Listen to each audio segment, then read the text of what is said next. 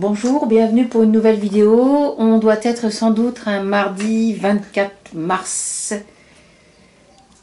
Dans le silence, nous allons donc... Et le printemps. Et le printemps, nous vous invitons à nous écouter pour une nouvelle vidéo. Je laisse la parole à Zoltan.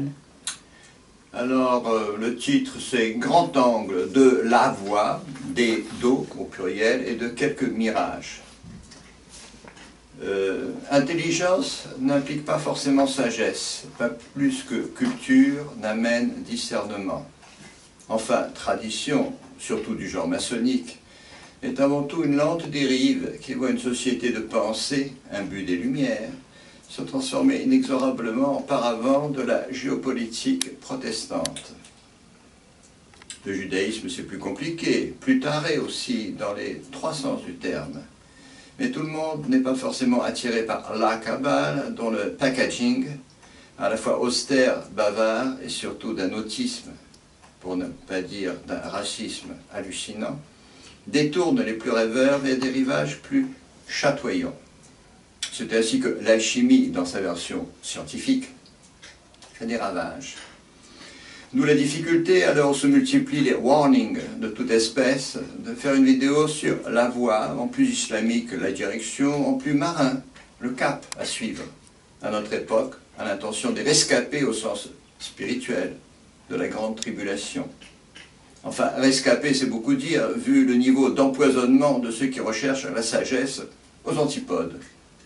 On se met à feuilleter, bouquiner, enfin étudier le plus sérieusement du monde toute une production orientale, entre guillemets, avec une préférence marquée pour les énigmes, paradoxes et autres folles sagesses, selon la vaseline consacrée à l'entubage du tiers prétendument instruit.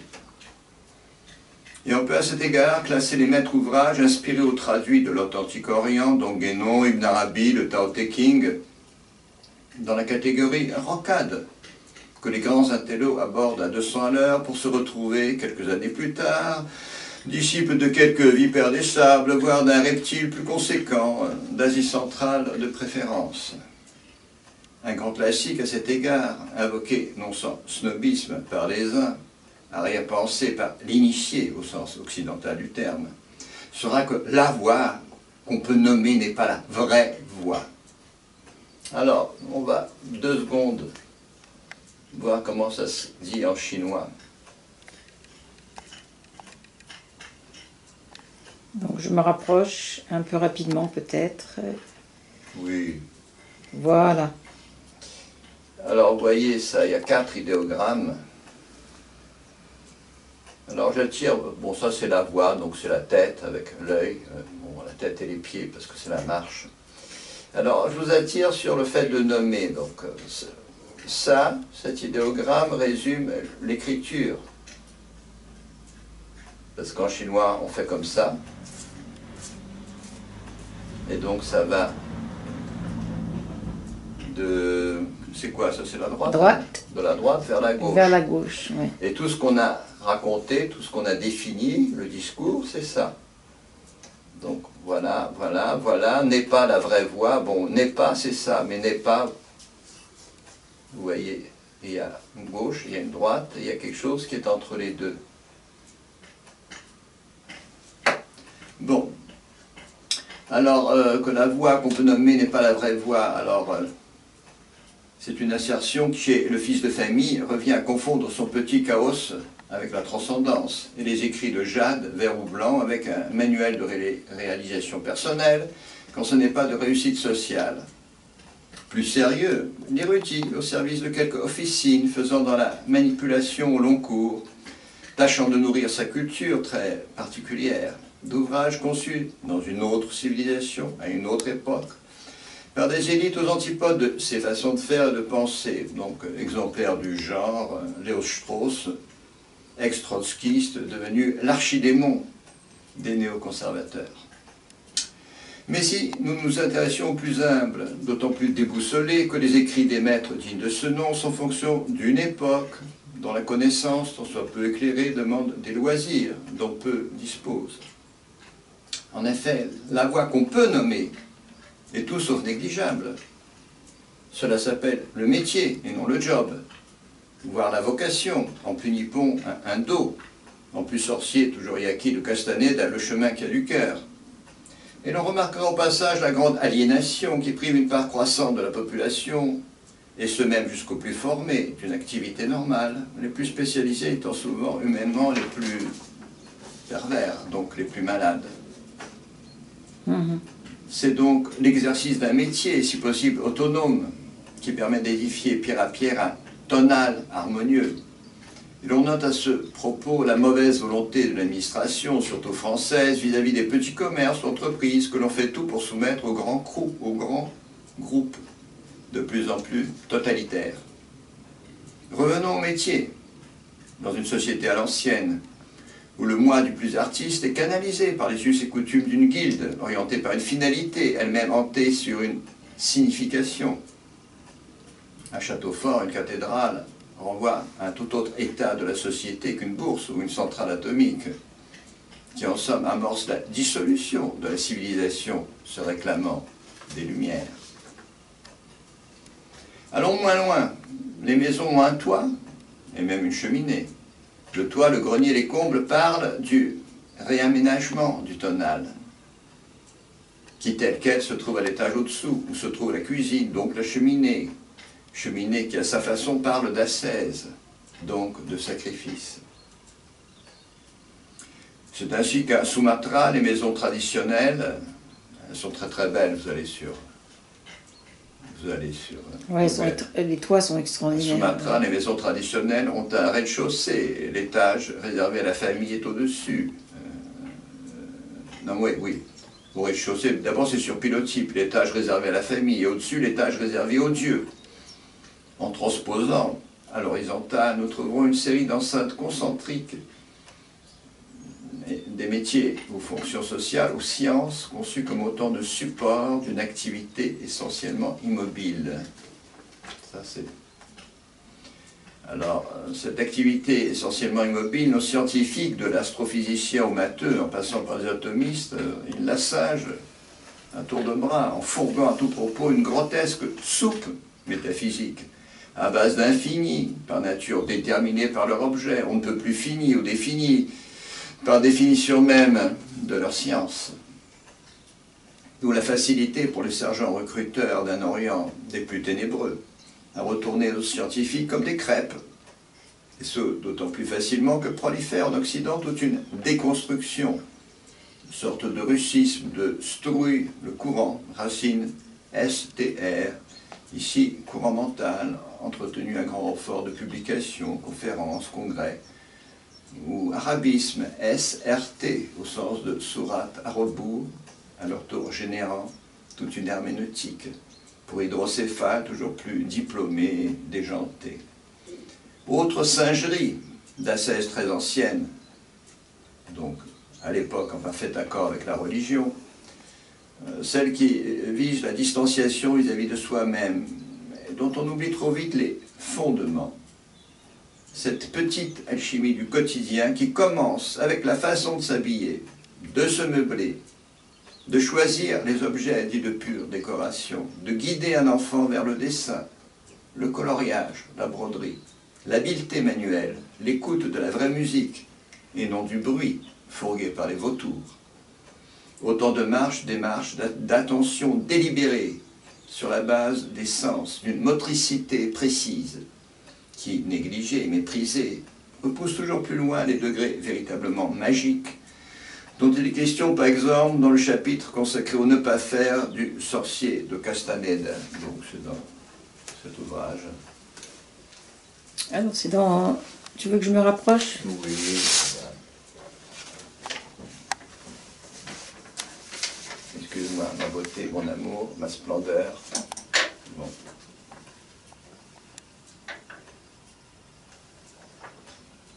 Alors, dans un chapitre intitulé « Ne pas faire », il y a juste à la fin, au terme d'un exercice d'enflure délibérée du petit « moi »,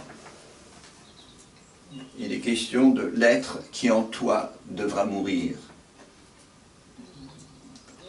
Et le sorcier conclut en un mode particulièrement abrupt, pour ne pas dire zéniste, parvenir à cet être et le ne pas faire du soi. Donc c'est chapitre 15, ne pas faire le voyage à Ixtlan.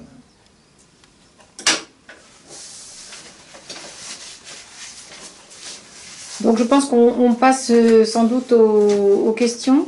Oui. Nous allons donc passer aux questions. Je fais juste, ouais, c'est juste faire un réglage.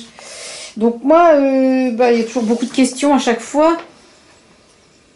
Bon, sur donc l'AFM, pas la radio. La franc-maçonnerie. Franc-maçonnerie, bien sûr.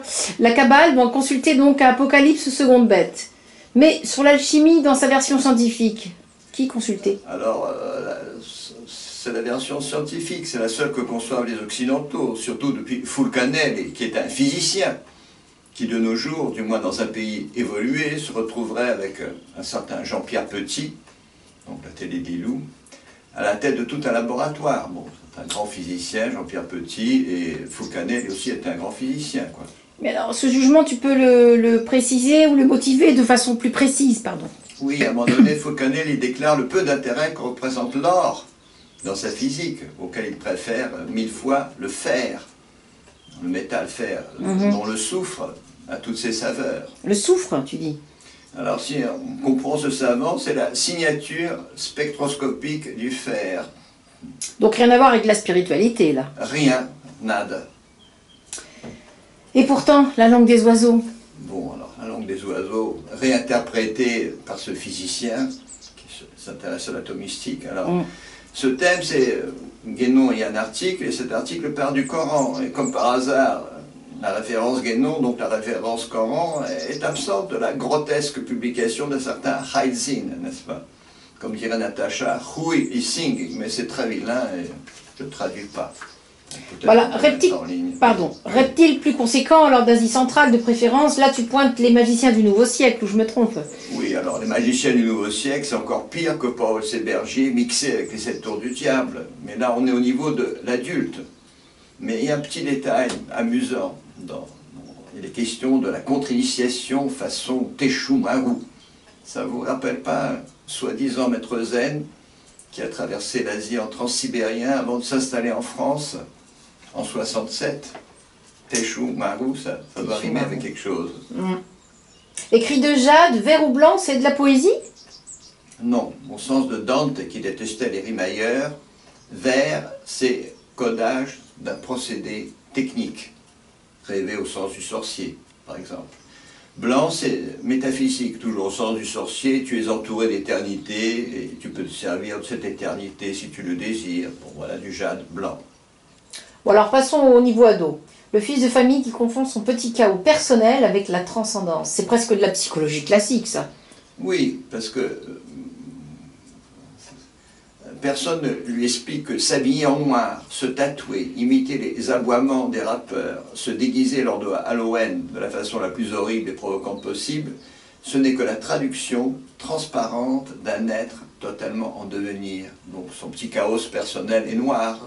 On n'est pas dans les ténèbres supérieures, on est dans son petit chaos personnel. On pourrait alors appliquer à toute une catégorie classée dans le genre artiste, alors ça, on pourrait l'appliquer. C'est-à-dire ado vieilli, à 40 ou 50 ans, encore totalement immature, comme l'observe un philosophe au pays de l'intelligence artificielle à propos des grands fondateurs des différents GAFA. Alors là, il y a plein de choses. C'est très finement observé. Oui. C'est donc Gaspard Koenig. La fin de l'individu, voyage d'un philosophe au pays de l'intelligence artificielle. Que tu traduis au pays des automates logiques, toi? Non? Oui, ce sont des automates logiques. Le philosophe donc n'a pas les yeux dans sa poche, et il y a le chapitre intitulé « Les convulsions de la morale protestante », et il y a surtout les inénarrables passages où on gave un ordinateur de photos de chats ou de tortues, des millions de photos, dans l'espoir que cette satanée machine puisse enfin arriver à identifier cet animal. Alors, évidemment, l'ordinateur n'arrive pas. À un moment donné, tu dis, mais si nous nous intéressions aux plus humbles, Oui, parce que plus que jamais, la sagesse mystérieuse et transcendante renvoie les riches les mains vides, riches et bien formés, comme diraient Valeurs Actuelles. riche, c'est bien formé. Ces riches, alors, renvoyer les mains vides, entre guillemets, ce sont les paroles de la Vierge, il me semble. Oui, c'est Magnificat, toi qui renvoies les riches les mains vides. Oui, mais la Vierge, qui était plutôt jeunette, elle avait la foi. Ce qui veut dire, alors, Ben voilà, il ne suffit pas d'être pauvre, frustré, taré, inculte pour aller au paradis. parce qu'il y a paradis. Alors, il y a enfer, il y a paradis, il y a même purgatoire. Alors, le purgatoire, dans le Coran, évidemment, ce ne sont pas des latins. Mais Sourate 84, verset 19, vous passerez de degré en degré. Sourate 66, verset 61, nous pouvons vous faire passer par des formes que vous ne soupçonnez pas. Bref, les états multiples de l'être, alors. Oui, en style céleste, c'est tout à fait ça. Sur cet être qui, en chacun de nous, devra mourir. Eh bien, cet être qui, en chacun de nous, devra mourir, c'est tout simplement le i de l'iPhone ou de l'iPad, qui est exactement le contraire du trait droit de la liste.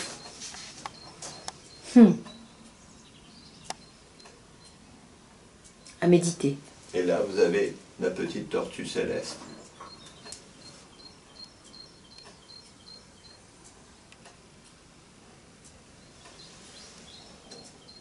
Merci pour cette vidéo.